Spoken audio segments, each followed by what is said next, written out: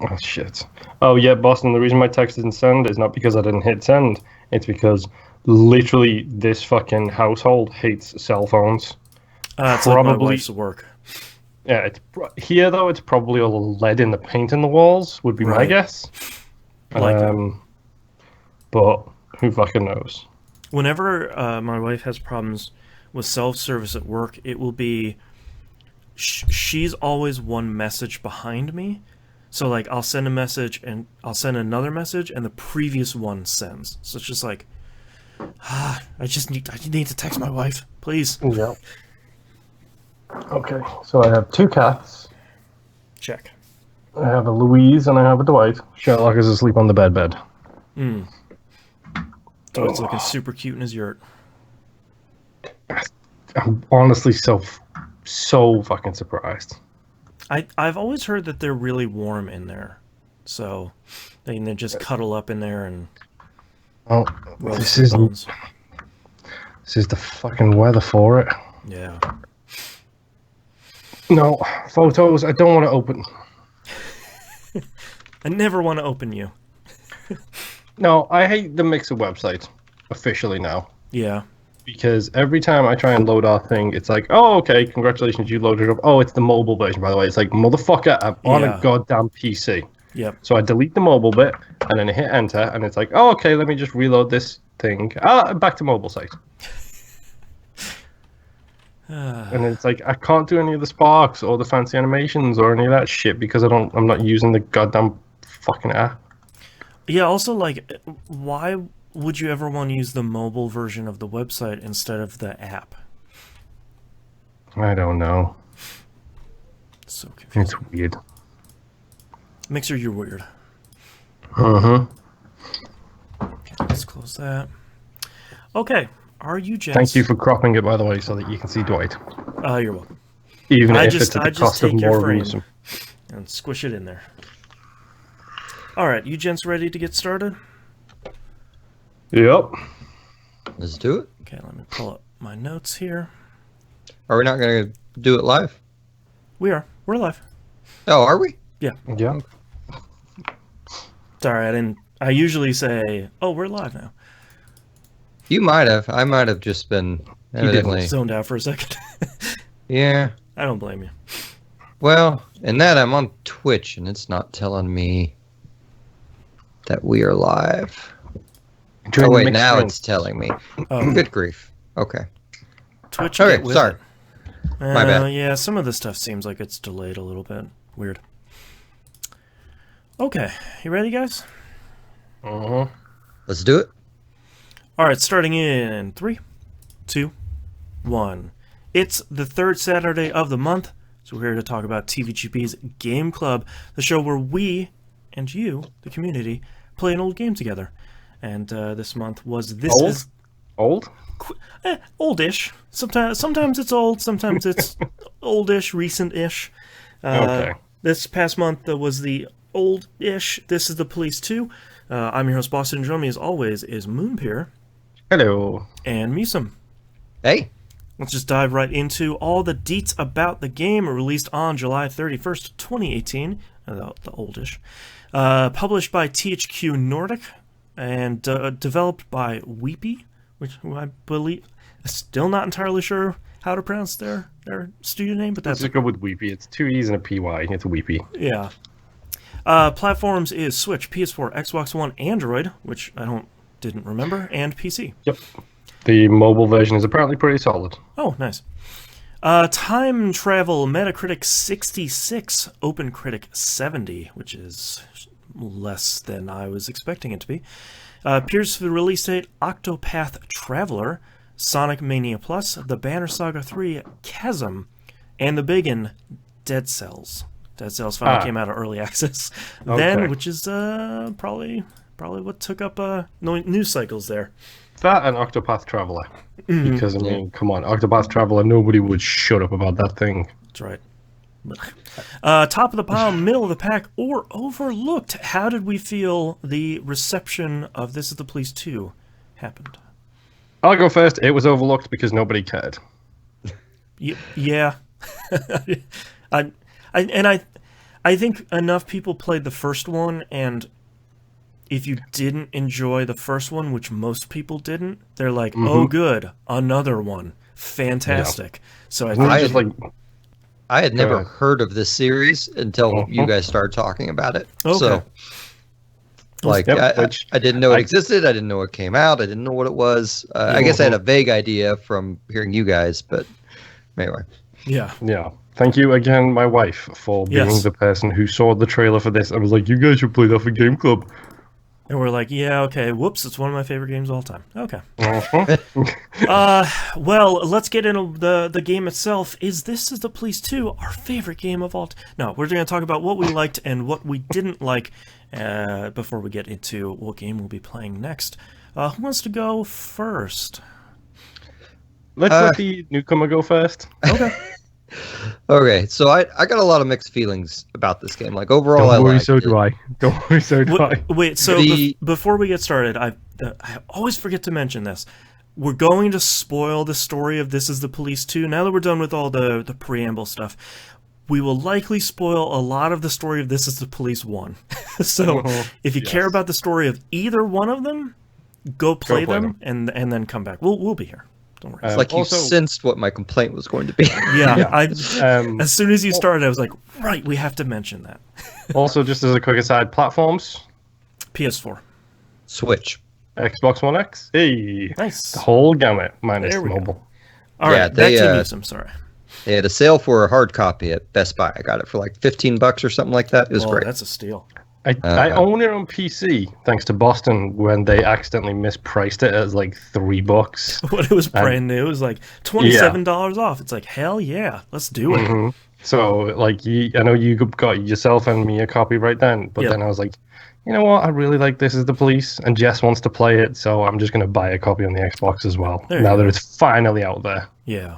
Well, and I guess before I start discussing the story, I really like the artwork for the game a lot. And so getting a hard copy with like a nice shot of, I'm just going to blank out on all their names. Lily, the sheriff. Lily. Yeah. With her on there, I thought was pretty good. I wouldn't have minded if they had just done the painting. I really like that aspect. But yeah, after playing the game, I'm sort of surprised they didn't use the painting for more, at least like the inside art. Yeah. So my main issue, like, I don't want to say I openly dislike the story. I think I specifically dislike the writing. I think the story overall could have been better. I think the problem with the writing is it goes like they want to go on these Tarantino-inspired type rants with various characters, and they need, like, I don't want to tell them not to do that. I just want them to reduce the time that they take to do it by at least half. 100%. It goes on way too long. It's a lot of the characters saying the same thing over and over again. It's fairly annoying, and I almost wish I could just turn off the overall story to play the game, to be honest with you, since I like the game so much. Well, it's really confusing because in the first one, there might have been like one character that would do that. Jack Boyd never really did that as sort of part of his character. No, the mayor did. The mayor was the speechy one in the first one. And I feel like in This is the Police 2, everybody is doing it. Like, you walk into someone having a phone call, and it's like a 5-minute thing, and some of your officers are doing it. It's just like, I talk about it a lot, like the writer crafts their perfect world, but like, this, you just need to slash this entire script by so much, because there's so much meat on the bone in this game, and there needs to be way less. It's not meat. It's fat. Yes. Yeah. Let's phrase that the way it should be, at least. Yeah, I was trying to be a little generous, but it's fat. Maybe they didn't have an editor. Maybe that was the issue. Possibly. Yeah. Or whoever is terrible at their job. A big thing for me, like, on that front, is it does not set the time of the actual game at all. Right, it's after the first one, and that's it. Yeah, something that the first one did really well, Mutant, was you get a record player in the first game. Like, literally at the very beginning, you had the record player, and then about 3/4 of the way through the game, cassette tapes are invented. Yep. So it's not a modern day game, but this does not tell you at all that this is not a modern day game. Right. It doesn't tell you at all that it's actually set probably 70s, 80s kind of time. Yeah, I had to look it up, and he's 60 in the first game, at the end of the first game, and he's 62 years old in the second one. Mm-hmm. So like it's a little bit of time after the quote unquote good ending of the first one, which is why he is where he is. Yeah, but I really didn't like that because like I know because I played This Is the Police 1 that this game isn't set in modern day. Yeah. So when these stupid cops are having a conversation about black mold and how it doesn't affect you, it's like, I know that they don't know that because it's in the past. It's in the 80s at some time. Yeah, whereas everybody else who's playing this might think, well, they're just stupid. Right, they're like backwater hicks that don't know any better, which they kind of are anyway. Yeah. I do find it funny, though, that the logo for the game, you could get away with this not being called This Is the Police 2 based on the way the box art and the logo looks. Mm-hmm. Like, you might think that, too, those two orange slashes are just part of the logo. Yeah, The Witcher 3. Maybe this is a soft reboot. I mean, The Witcher Wild Hunt. Yeah. I also, good writing could have made up for this, but I kind of didn't care about any of the characters. Like, occasionally I would kind of cheer for Jack in his moments, like when he beat the crap out of the guy who beat the crap out of him earlier when they first found him. Yes, the huge D-bag. There were occasional moments when I cheered for the monster that was Jack. But for the most part, I wanted to like Lily, but I feel like the game made it impossible for me to like her. So when the ending came, it's just like, well, I don't know that was a particularly good piece of writing, but I also sorry, Lily. did not care about those characters. Like, I wanted Lily to become a better character, but just, oh well. It feels like they're pushing so hard for you to be sympathetic towards her. Like, she's meant to be sympathetic, and I get that. And at the very start of the game, she comes across as sympathetic because she's just had basically her favorite boss ever destroyed. Her number one supporter on the team has been killed, and she's super sympathetic at that point. But then she's not. She's in over her head, which is tough. But then it's the fact that she just doesn't actually develop at all as a character. Mm-hmm. It's very much like me. It's like, I hate when something is a mess. Why don't I clean it? Why haven't I cleaned it? Things are still a mess. You don't feel sorry for me after 6 months of something still being a mess. You think, get off your ass and go and, clean that area. Well, and Jack really, puts it to, puts the sticks to her at the end, saying, like, you don't do anything. You push your problems on everybody. You push your work on everybody. You don't do anything yourself, so you can't complain about the position you're in. And That is a really tough thing, and I think, Musum, to your point too, is I wasn't expecting this. This is gonna sound weird. Wasn't expecting This Is the Police 2 to be a direct sequel to the first one, in such an incredibly direct way, where it's like, you know who Warren Nash is, and he's not who he is, and he has. The second he starts talking, you know who it is. It's John St. John again. It's just like, John St. John's back, all right. But like, I wasn't expecting them to bring literally everybody from the first game, and even his secretary from the first game manages to play a fairly major part in this game, and I think that is surprising. And I'm sorry to you, Musum, for how frustrating that probably is. Where it's like, hey, remember this lady? And it's like, I don't know who the hell that is. Remember this investigator? It's like, no. And Lana? Yeah, Lana coming back is crazy. I was just assuming they were characters from the first game, and like for me, like already kind of pretty early on, I was like, I'm not with this writing. Like, this is going on too long, and now I'm okay. I have to make decisions. I guess these decisions are for the first game, and now you're going to keep giving me these every other day or so cutscenes that last way too long when I just want to figure out who showed up for work that day, Right. and try to make it through and get enough money for the mafia, and then hopefully maybe send one of my drunk guys to the drunk cure place that I unlocked. And Right. Yep. like, so just to be clear, I didn't beat the game. I had to read about the ending earlier, but it was also one of those, like, I don't know, mid-December or something like that. I think it ends at the end of December. Is that correct? December 30th is the final day, Man. which I know because I beat it today. So for anyone listening, we have fairly standard rules for the shows as part of TVGP and E1M1. A lot of them are like no isms, no swearing, stuff like that. There's some additional rules here for Game Club, which are like, we're going to try and play older, cheaper, accessible games for Game Club. And one of the core tenets of the show is it was originally you gotta beat the game because they were somewhat shorter games, and now it's like you really have to give it the old college try. And man, I failed 3 straight runs because the game just kept killing my officers in like car crashes and random stuff, and I tried, and I had to watch the ending on YouTube, and that really, as someone who genuinely, legitimately finished the first one, which is a feat, not finishing the second one feels really frustrating. That's the biggest difference between the two for me. Like, this feels like, it starts hard. It doesn't start anywhere near as hard as the first one, because that first one, if you make it through the first week, you're set for the rest of the game. Yep. Because that first week is a hell week. Yep. I probably lost 2 or 3 evenings to that first tactics map in this one. Oh, yeah. Yep.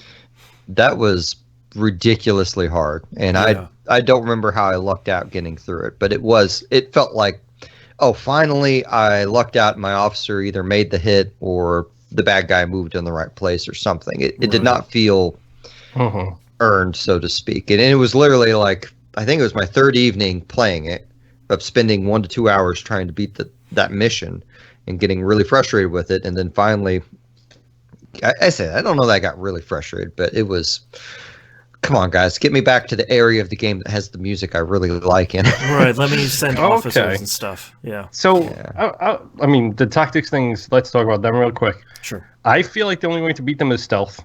If you go in guns blazing, you're screwed. Yeah.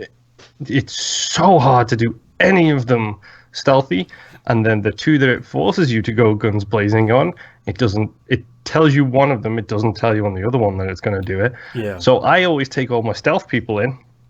Yep, move and now they super can't slowly. shoot. Oh, right. I mean, from a foundational standpoint, the tactics stuff works. You move and you attack exactly like you do in most games. I really wish, instead of like the half circle for your percentage chance to do an action, I really wish they just put the percent there instead of like, I think that's like 2/3 or 3/4. So I probably have a pretty good chance of doing it.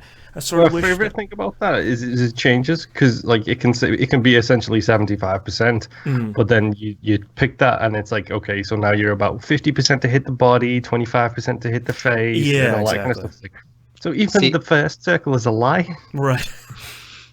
See, I never even took a swing at someone unless it was basically 100%. And like, literally, it was just me sneaking my guys up to them, hitting them with a baton, making sure that... The most overpowered weapon in the game. Yeah, like basically I just tried to incapacitate everyone with batons in a room. And if I couldn't do that, then I would wait until I got enough guys over there to do that. And like, I really feel like the UI on the tactics really communicates really poorly. The amount of times I thought I had a stun gun and it was actually a stun grenade or a taser, any of those things. The taser specifically, the fact that you can't fire it unless you have a taser cartridge in your inventory too, got me about 20 times. And that's why I eventually had to use the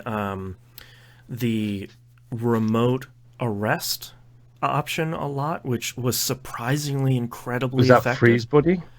No, what was it called? It was like Forced Surrender? Yeah, Forced Surrender. Believe me, I know all of the names of these things. Yeah, like if it was over 50% chance, worked a lot of the time, and it's just like I was 3 squares away from that person, and now they're surrendered on the floor, and they're not going to be a problem anymore. Never tried it with any of them. It worked really well. I literally got the 5 things originally it was like the 3 perks I love, and I stuck with them. Yeah. And it was like literally, like Musum said, it was pairs of 2, sneak around, one does the old bip bip with the baton, the second person arrests them, then we move on to the next victim, and so on and so forth. Yep. Until the shooting missions, and then the interception perk, which otherwise called Overwatch in XCOM, is the most useful perk in the game. Yeah. And I get what they were going for with the tactics stuff, and I think on the surface it's a really good idea. I just wish that either it was a little bit better, which we'll eventually play Rebel Cops, and we'll see if their second take on it is a lot more successful. Wait, is that them too? That's them too. That's their spin-off title. Weirdly enough, my wife saw that and bought that game. I don't know if she doesn't really pay attention to indie devs, so I'm curious if she knows. Apparently it has almost no story, and it's all tactics stuff. So that'll be interesting. So the game from Musum, based on what I'm guessing, is his feel on the tactics missions here. And I wish there was a way around it without having to outright fail it, because you can just ignore the tactics missions and get a huge ding at the end of the day, like 15 tabs or whatever, which is fine if the rest of the day goes really well. But I wish there was a way where it's like, I'm going to send out a squad of people, and it's maybe a 50-50 chance that they come back, and kind of roll the dice and do a simulation, and that'll be good enough. But there was either attempt or failure. There was no real in-between. Mm-hmm. I would really appreciate, and I know they're hardcore people won't like this, but a lot of tactics game have a rewind feature now. Yeah. Yes. Even just rewinding one turn. So my Switch joysticks are very much glitched out. I now have drift. I now have disconnection issues. Yeah. I need to get them replaced. I don't own another pair, so I need to be able to afford another pair before I lose this pair to Nintendo for however long. Right. Mm-hmm. And there were times where I accidentally moved a guy to a wrong space, and oh great, now he's in the middle of 3 bad guys because my drift screwed me. Back up that action in their own turn, which is kind of unheard of for tactics games. Yeah. Yeah. Or another thing that so on the I forget what they're called, the setup missions, the ones that you plan for a couple days. Yeah. The raids, I think they are. Yeah. Yeah. So I immediately when the map starts, I immediately forget what everyone was supposed to be doing. Yep. Me too. And I don't remember who has the ability to open gates and windows and things like that. Right. So then especially that first one you do with the gate, I wasn't clear where the gate was too on top of that. So I was like, is it this square? The only difference is the tiniest little bit of the top thing. Yeah. The tiniest little bit of the fence isn't on the top of the gate, which for me is fine because I'm playing on a 60-something inch television with an Xbox One X, so my resolution is crystal clear. Might be problematic on the Switch. Right. Or the Android version, maybe. Yeah. Yeah. And the TVs I'm playing on are pretty old, too. For the most part, I played this docked just because, when I play something undocked, I really need it to be turn-based because I'm going to be watching a show or something, and the timing of making sure I get all the police calls, I need full screen. But either way, the UI does not communicate as well as it should in the tactics, and I think that's a large part of their problem. Yeah. Mm-hmm. Well, let's talk about the other side of the coin then, the stuff that's directly carried over from the first one, which is the daily stuff. Yeah, the day-to-day map management stuff. Just before we do, I just want to rewind back to the story really quick. Oh, sure. Especially your opinion on this, Boston. Yeah. I hate Jack now. So, I forgot what happened. Story recap at the very end of the first one. The good ending, you gather your $500,000 to get out from under the mob. The reward and the payment they leave you with is $1. $1 single dollar. So that was the thing that I forgot about, because part of the reason, one of the many reasons that Freeburg is upset with Jack is that they think he made off with a cool $500,000 and just disappeared. And even the people that are following him still think he made off with this $500,000, and he has nothing in this like horrible frozen backwater city. And I really felt for Jack was in a corner for the entirety of the first game. He was doing the things he had to do to save his family from the mob. Yeah, but that was the thing with the first one, is he was a villain, but he was an understandable villain, because everything in his life was on the line. His job, his life, his family, his wife, ex-wife, his 2 kids. His new relationship with the lady on the phone, all that stuff. Everything was on the line. And so he did what he had to do. Right. Keyword, had to do. Jack in 2 is a sociopath. Is the villain. Like, it's not the neckties. It's not the guys that are holding the feds at bay. It's not any of these other guys. It's just Jack is lashing out at anyone and everyone he can because his life has failed him at every turn as he's aging. And I think that's interesting, but I hate him so much. And I just hate him. The more power he gets, the worse he gets. The Musim used it perfectly earlier. He becomes more of a monster. He becomes literally the monster of the game. Did you catch the musical stinger they had when he takes over the old sheriff's office?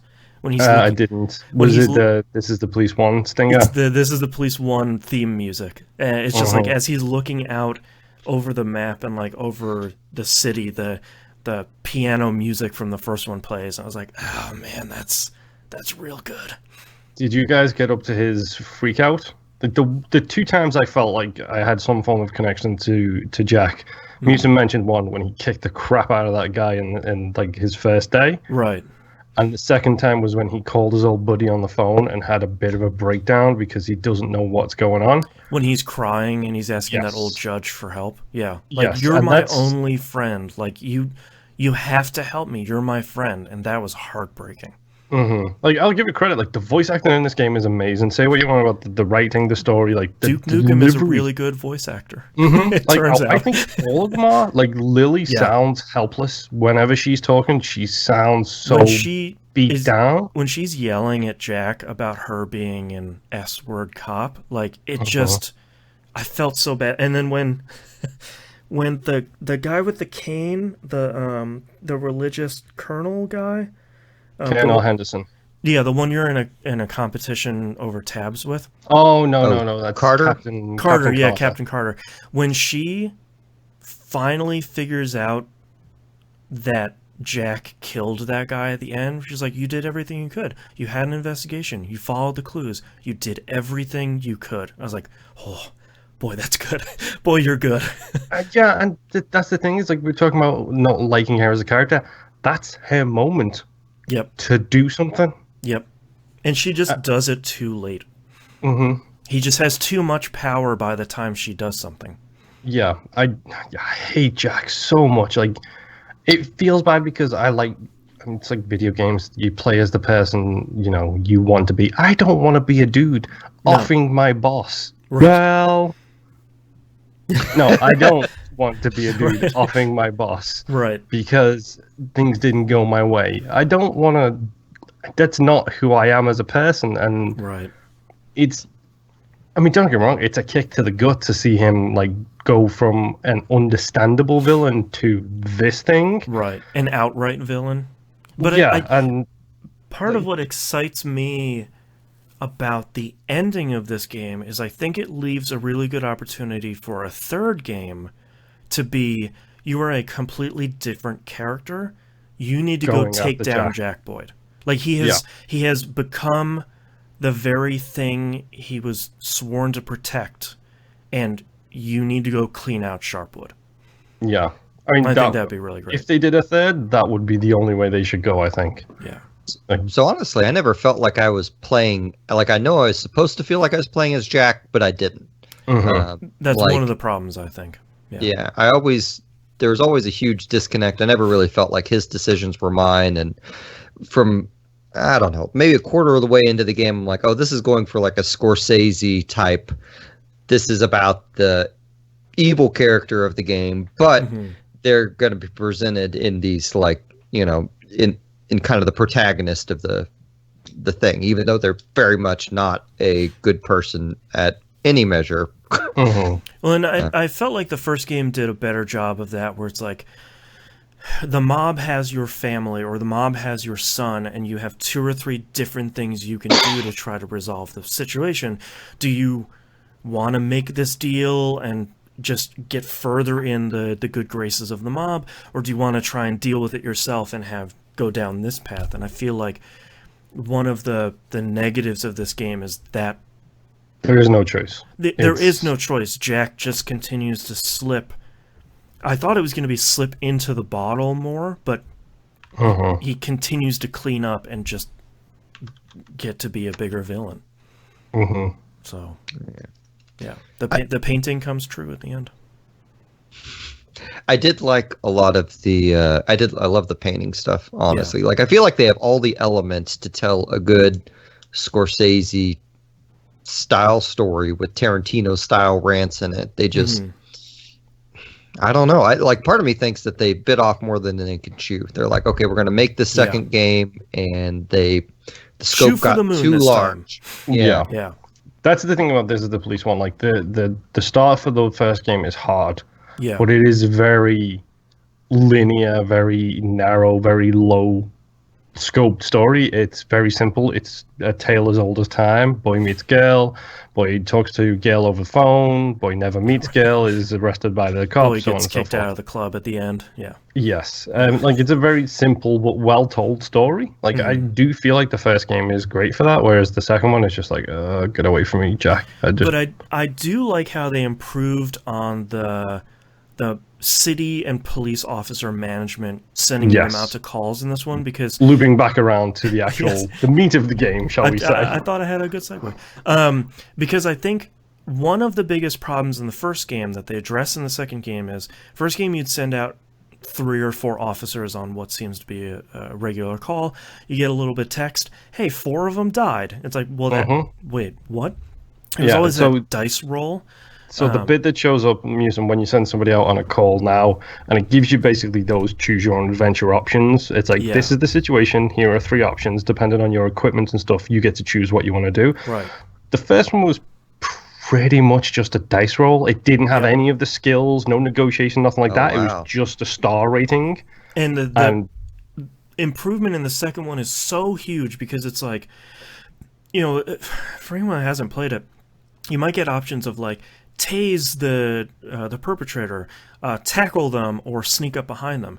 And if someone doesn't have a taser with a cartridge in it, that first option will get blanked out. Someone that has really strong strength will have better chances at successfully tackling the person, and 1, not injuring you, and 2, not injuring the perp. And someone the Vic, if there's one on site. That's true. And the third one, if you have really high stealth skills, you might be able to successfully sneak up behind the person and knock them out. So there's this really great thing of like, in the first game you were really hesitant to risk your best officers, because sometimes they might just, near the end of the first game, their car might just blow up because of that horrible, dumb storyline. But this is now, I want to bring my strongest people, because if we're going to have a multi-stage thing, I can send them multiple times out and make sure this is successful and make sure everybody comes back okay. And I think that's such a huge improvement over the first one. Yeah, 100%. Like, I mean, spoiler alert, I have 1 achievement left in this game, number 1. Because I wiped the whole thing out. The only thing I have to do is the thing I didn't want to do, which is to put send an innocent person to prison. It's the 1 achievement I have left. Yeah. I've done all the rest of the stuff. The thing with the first one is I hate the first one so much for these. It has achievements such as don't ever take a false call. Oh, it's the worst. Ever. You had to have a day-by-day guide if you wanted that, where it's like, January 30th, this title is a false call. Yeah, that was like, don't lose this amount of people, don't lose that amount of people. Whereas this game is so good for like allowing you to manage the police department just based on the skills alone is a huge improvement. And the thing that I like the most about this, and it's something the first game kind of did, but I think this does it better, is the random events have consequences. That if you use your brain, you will know the consequences ahead of time. Do you want to know how I failed my first run? Did you lock the guy's wife in prison like I did? 100%. And every female officer left my squad, which I had about 75% female officers at that point. It was only a matter of time before that run was done.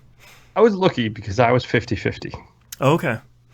So I lost about half of my force at that point and just squeaked by for the next few days. Musin, were there any of the individual like daily random pop-up things that stood out to you? Because I got a couple here that I want to go through because they're hilarious. So my favorite one was actually a beginning of the day deal. That was the book release. And I don't remember the name of the book thing, but it was having nearly every officer want the day off for this book release. And then like the next 6th chapter of the fantasy book. Yeah. Yes. And then like the next day, the one of them I had denied said, so I couldn't go. I have to go read this to my sister to do this. She didn't let me off, and I have to do it over the phone, or like they come up with all these and really now we absurd... want to go see the movie. Yeah, my buddy's got a copy. I've never managed to snag a copy, so we're gonna go to the library and photocopy all 400 pages so I can read them. It's just like so good. That does not stop throughout the rest of the game. All the way to the last day, people are still saying to you, "But this book, I need to see the ending." Read the book. It's so good. Oh, I do wish there had been like in terms of loyal cops and not loyal cops. I wish there had been more clear paths to make them loyal. Yes. Like because some of the book people, I feel like I denied one book person and then immediately they're out of uniform. And, Right. So here's a couple of things that the game does not tell you very well, and this is the thing I'm talking about when I say like it's really good about not explaining things. Some things I wish it was better at. This is one of the things. Did you guys play cards with the guy at the end of the shift one day? Yes. On one playthrough, yes. On one playthrough, no. You should always play cards with him. Yep, I learned that the hard way. You'll snitch in the force, and then during the day, if you hit A on somebody's character portrait, they have a red to green line going across their photo. That's like a color bar. Yep. And it has a white line on it, which tells you exactly where their loyalty stands. Yep. Which then increases and decreases depending on your actions. Like if you do successful missions with them, investigations, you do things that are good for the cops, that will go up. If you do things bad for the cops, that will go down. Yeah. Did you guys ever send any of the non-loyal cops on the tactical missions? Because I learned that lesson first tactical mission. Yeah, I made that mistake once. You can't control them. Yeah. No fun. So annoyed. I had that spoiled for me online, which was weird because I didn't look up many things online. I think I had a case I was just tired of not solving. I'm like, I have all the pictures. It has to be this person. Why won't it solve? I looked all of those up. Oh, okay. Yeah. Yeah, Boston doesn't like the investigations. Well, and I feel like the investigations in the first one were fine, and because I felt like it was all self-contained in this thing, but like we've been talking about, this game is just, there's so much in this game where it's the investigation, the day-to-day, the tactics, feeding everybody the right foods that they want when the lady quits, and just like it's just one more thing and one more thing on top of this pile. And it's like I as the player, I'm spinning too many plates, and that's not fun. When I could understand if Jack as a character was spinning too many plates, that's sort of the point, but I don't want to do one more thing because someone left. Yeah, the second that woman came, the deli place came, it was like, we can just give you catered foods for $12,000. I was like, take my money now. I will sell more gold bars, just take my money.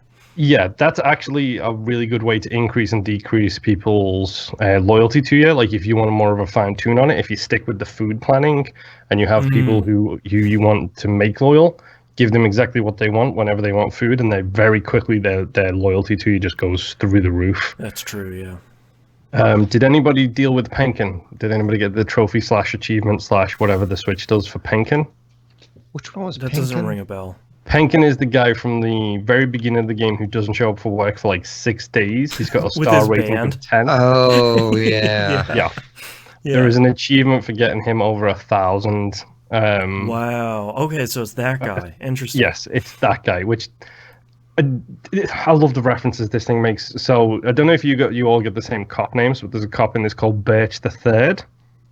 Birch the Third is a callback to This Is the Police 1, because Birch the First is a really old cop on your force who's retiring, and he's really good, and his son wants to be a cop, and his son is the Penkin of This Is the Police 1. He starts at like 5.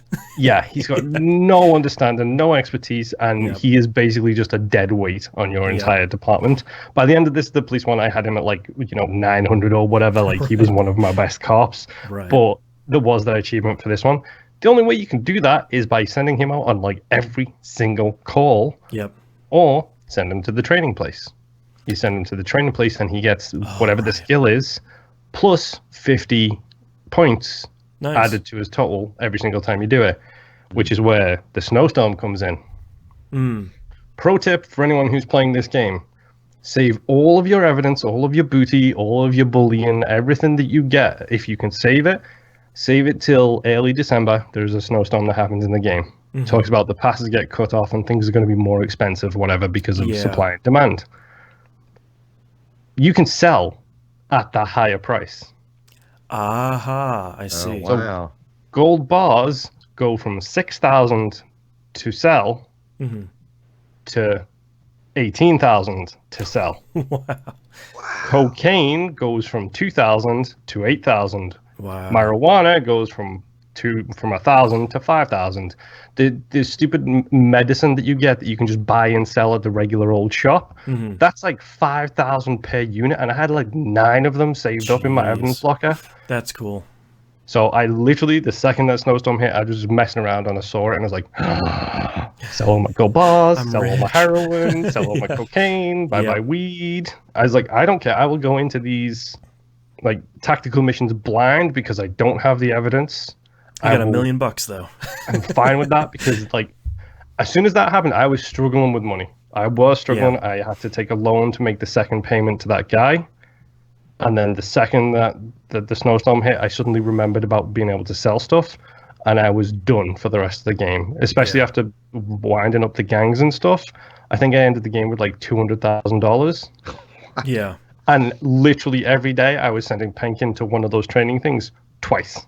Wow. You're coming into work today, you're going in, and then when you get tired, I'm going to send you to the spa so you can come back and do the same thing tomorrow. Get to work. It was just the same thing over and over again. And by doing that, he gets his bars up, and then when you filled out his bars, he won't go into the training things anymore, but then you can send him on every single call and get the 30 bonus experience for being the officer who does the specific action. Gotcha. So he can do the sneaking, he can do the negotiation, he can do that kind of stuff. Do it all. By the end of the game, he was my second most efficient police officer. He's super cop. Behind one dude who literally, I hired him. No, I got him as a replacement for a cop who died in a car accident due to complications during surgery. Whoops. Most useful skill in the game. Yeah. Get rid of those alcoholics and give me some nice, fresh 1,000 star rated police officers, please. Yep. I gotta tell you, I remember the first time I made a bunch of caps one day. I'm like, man, I get to buy all these cops. Oh man, they gave me these cops where they have all these maxed out skills. And then they come in the next day. Oh crap. They have 2 alcohol symbols on them. Right. Just oh no. Yeah. But I got kind of lucky with the alcoholism. A lot of people I sent to the place were just okay, cool. I'm never going to drink again. No, nice. It's thank you. Yeah. We're all good. Well, and I'm still in that. I must have not hit the snowstorm yet. Because I I haven't gotten to that point where prices raise, and right now I'm still like, I sold off like half my inventory to make the second payment, you know. Mm-hmm. So I must not be that far in, but I adore the police managing simulator. Like I really like I love the music they play in the background. I love getting the calls. I love going through the choose your own adventure style things that are related to whatever skills they have. I love / hate cops who refuse to do certain things or go on. That guy smells. I'm not going with him. It's just like, get out there, man. Is that Wolkoft or whatever his name is with the ginger face with the big sideburns? Yeah. I'm sorry the guy smells. I have a shooter situation, man. Yeah. I have a list of cops' names here that I would like to name and shame. Okay. We'll have a second. Let's go. Let's do it. Levia, Asian gentleman, long grey hair, kind of old. Mm-hmm. Never give him any equipment because he loses it. Wow, that's great. Mm-hmm. Like he's a late game guy. Like I got him late game. He was on like training in some other place. He's one of those people who just shows up halfway through the day and is like, oh, now that we've got a good boss back, it's good to be back, kind of thing. Yeah. If you give him anything, he loses it or breaks it. Like, you know, the Shockers has the little message on it saying, do not expose to water. The amount of times that guy has peed on his own Shocker is astounding to me. Really good. And I had enough equipment to, like, I was fully equipping everybody every day. Yeah. And then every time I send him out on a mission, every time he comes back, I get a little message from him saying, dude, this stun grenade was busted. It doesn't work, so I just tossed her out the window. It's like, so dude... good. The car trunk wouldn't close, so I accidentally lost, you know, like 2 tasers and 2 cartridges. It's like, oops. Like, that's great. I hate you so much, Levia. Horse Moon is the gentleman, another one who comes halfway through the day. Mm-hmm. He's the guy who doesn't work at night. Great. My mystic told me that I might suffer serious problems after twilight hours. So literally, he cannot be used after like 5 or 6 p.m.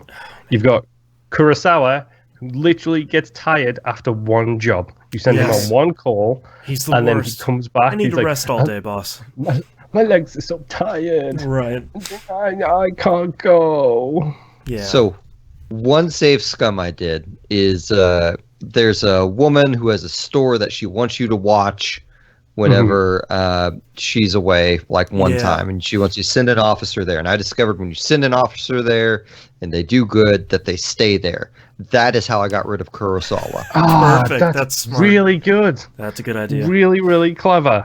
Did you guys get Brady? I think is his name. Bradhi. This is a guy who he's not loyal to you at first, but one of the things he pops up with at the start of one of the days is he makes clothes. Like that's his hobby, is he makes clothes. And he asks you, can he stay home one day because he wants to work on his police uniforms? And then he asks you, can he bring in his custom police uniforms? Oh, no. And then you get him dressed up as basically police officers from different countries and times and stuff like that. Like he's wearing the Beefeater hat. He's wearing the Russian outfit. He's just wearing really good. Like a cowboy hat with a black feather coming out of the side of it. Like he's still loyal to you. You can tell he's still got the police officer clothes on. But he's wearing all these custom clothes. It's really cool, except he refuses to work with anybody who's not loyal to you because he can't stand to be around anybody not in uniform. Mm-hmm.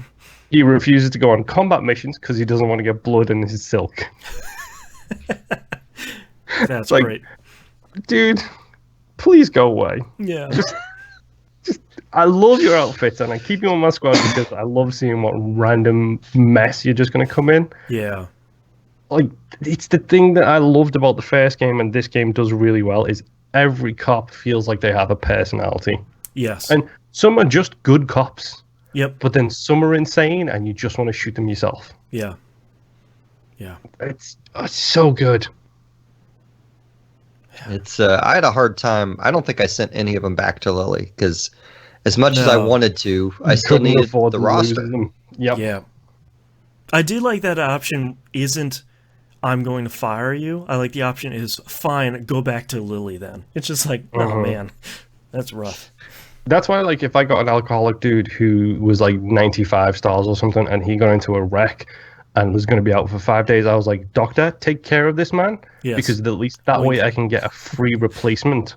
Right. Yes, that's from true. Lily, which is the only way you can get replacement cops. Like, you send them back to her, you don't get nothing. Right. You know, you Spend buy people for $200 on a cops. funeral and get a new cop. Yeah, exactly. And it's like, yeah, I'll take that any day when these guys are alcoholics who just literally killed themselves. Yeah. All right. Any final thoughts here on This Is the Police 2? So I know I said it before. I adore the soundtrack to this game. Yes. Sorry, we forgot to talk about that. The We primary have a music specialist in, so we forgot to mention that this time. Yeah.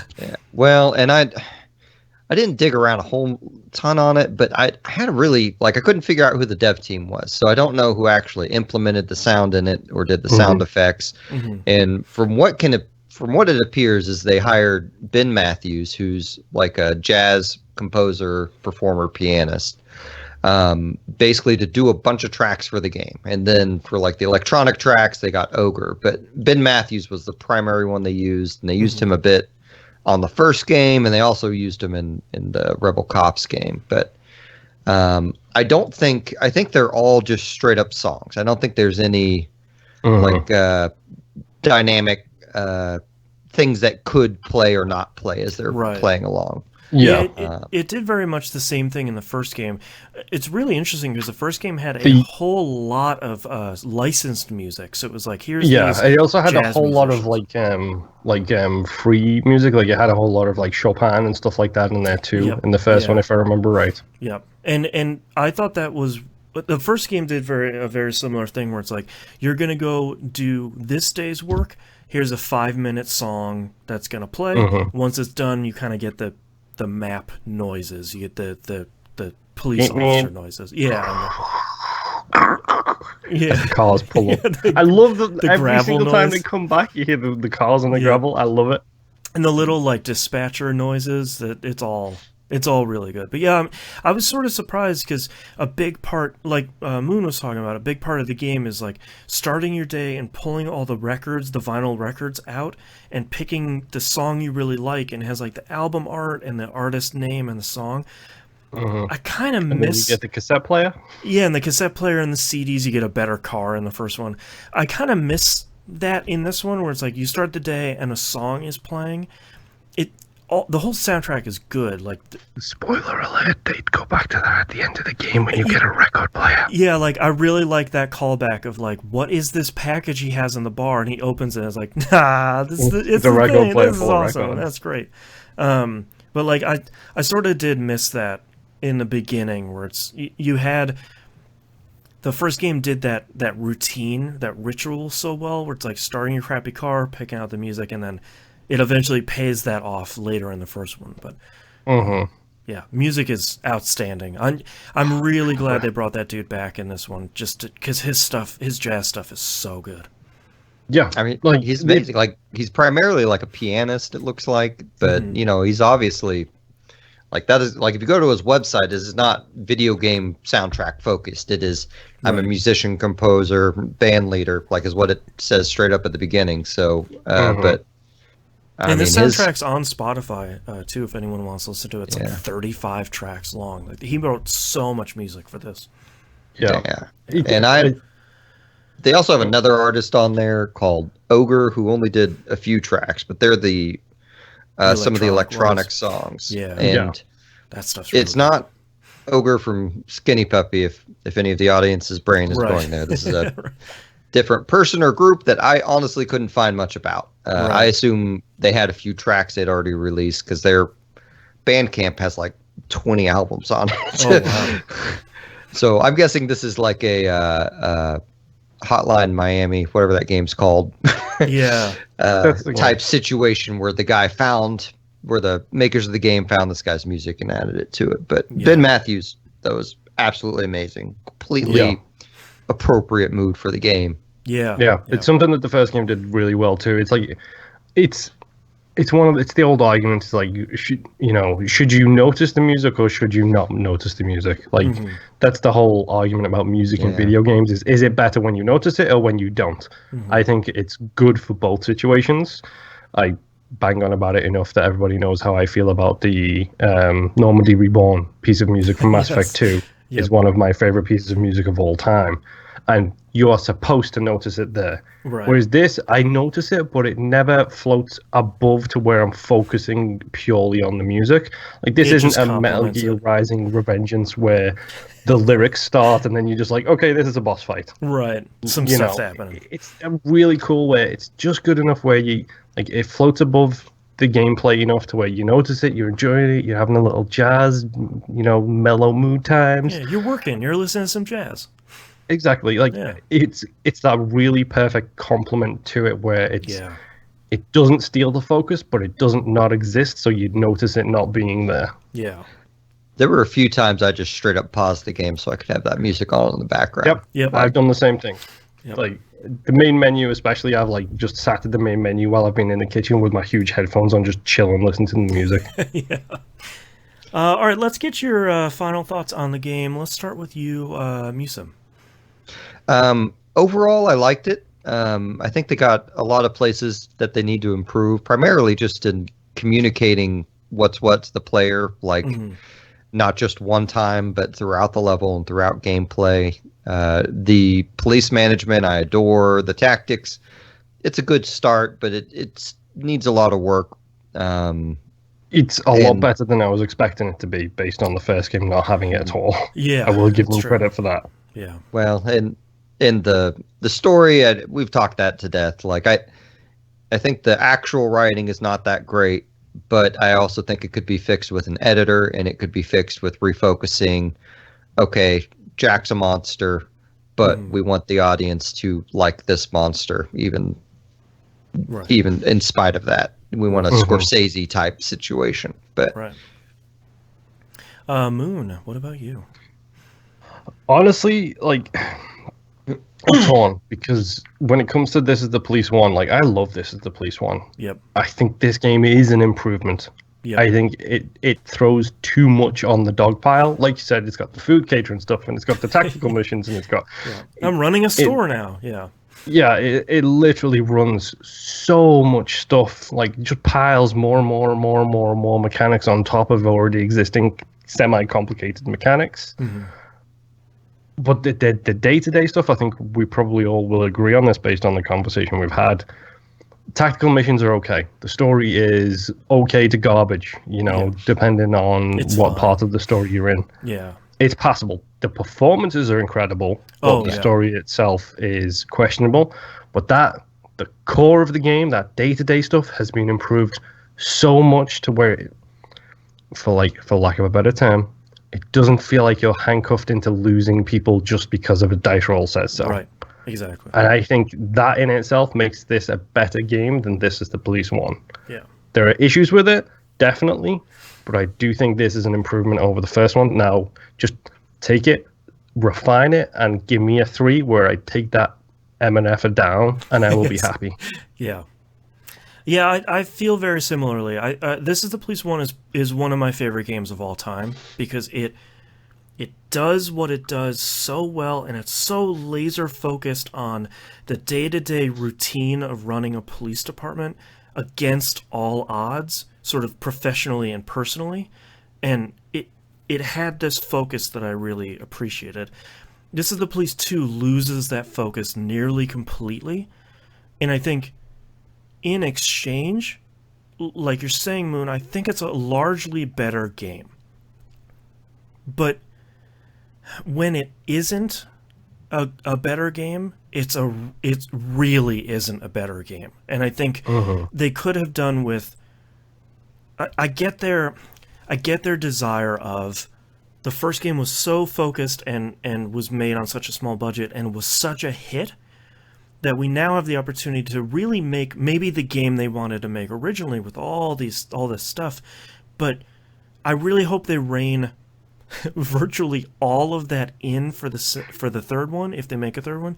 Not remove everything, but like I want them to focus and hone that down for a potential third one, because I think they fixed the problems with the day-to-day management stuff in a great way, and the performances were better. There was animation in the cutscenes this time, which is great. Yes. Yeah, it didn't. That's actually worth mentioning. Museum, yeah, it didn't ever have the animation. It was just still frames. Yeah, the intro and the outro of the first one had like animation, but it kind of wasn't great. This one is significantly better, and I think it really did take a step forward for making this game a better game. I hope they clean some of that stuff up for the third one. But I still really like to see, and I still really liked this game at the end of the day, even though I tried 3 times and I couldn't get through it. I still really, really like this game, but I think if I was to recommend anybody This Is the Police, I'd still recommend the first one. Like, get in the first one, make it through the first week, that first difficult hump. Once you get over that, it's smooth sailing, and if you like that, try the second one. It's sort of more of a good thing. What did you guys see the load screen, by the way? Like, did you ever actually go on the main menu to load game rather than just hit continue? Yeah, it sort of evolved over time. Yeah, it's the calendar pages for November and December, and you can literally choose what day you want to roll back to. Yep. So you can just load back. Yes. Yep. So if the last 2 days have gone really bad, you can just roll back like 2 days and then go from there. Yeah, that's and awesome. The main menu evolved over time as the story happened. Yeah. They probably should have actually told you that in the game. Yep. Welcome to This Is the Police. All right, well, that's This Is the Police 2. Let's talk about our next game chosen at random. I'm so sorry that this one came up. Our next game is Stardew Valley. I feel like I'm introducing a lifelong problem here. Like, the first taste is free. No, dude, for the 3 of us. I've already sunken 60 hours into this game. Well, then you get a month off. Well, you can probably just check out the new patch. Because this is like a 200-hour game, man. Yeah, I know. I have resisted playing Stardew Valley because I know I will enjoy it, and I know I will dive deep into it, and I'm a little bit worried. But what's everybody's Harvest Moon / Rune Factory experience at the table? I love them. I've played so many, and I love them. I've never played any of them. Okay. You guys could be sentencing me to if I lose my job because of these styles of games. Well, let me tell you, I don't know how much you pay attention to video games media, Museum, but let me tell you about an uneducated idiot who would swipe these type of games off as baby games or not real games, called Dan Reichert, who literally sunk like 500 hours into this game on 4 different platforms. Yeah. Gosh. Yeah. So I know this is a game that started out on PC, and I've read the I want to say Picking Up the Pixels. It's not called that. It's Blood, Sweat, and Pixels. Yep. Mm-hmm. Yeah. I've read the chapter on that. So my instinct is to go buy this on Switch, but is there a superior platform for this game that has more content? So to talk about platforms real quick, it's available on PC, PS4, Xbox One, Switch, Vita, iOS, and Android. To the best of my knowledge, all of them are on the same version now. I think PC typically gets the most recent version like a couple weeks before the other ones, and then it's sort of like, hey, patch 1.8 is now available on everything. So I don't think there's I have heard the Switch version is really good. Yeah. Okay. Good. Me too. If you want to play it while doing something else, that's probably the best. You will want to play this game while doing something else. Yeah. This is a really good Arrow TV show game. Aha. And it's a bummer I have it on PS4. This is going to be another one more day type game. 100%. Okay. Yeah. I'm so sorry. So our next month's game is Stardew Valley. Mm-hmm. Oh, boy. Thank you so much, everyone, for listening. We will see you next month. Bye. Bye. Bye.